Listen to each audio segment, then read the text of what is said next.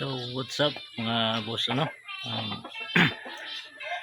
ngayong umaga po, isa na namang pugad yung hinatid sa atin, kaso masyadong maliliit yung sisiw, no.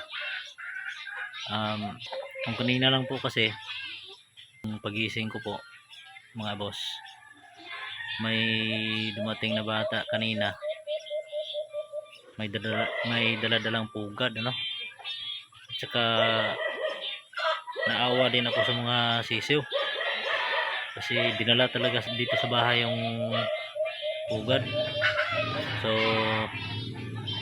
subukan nating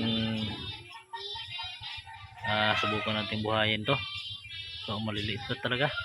Ayan mga idol, sisiw yata ito ng Maya, tatlo.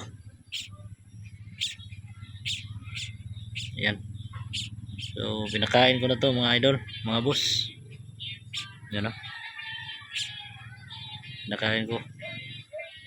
Yan, naghahanap siguro ng init ng katawan kasi masyadong maliliit pa.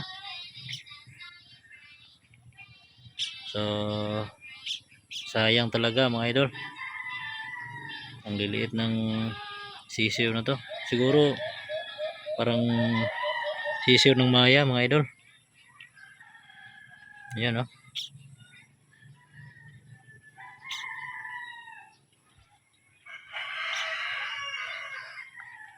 sayang. So alagaan natin to mga idol hanggang sa lumipad to, tas pakawala natin. So sige mga boss, yun lang.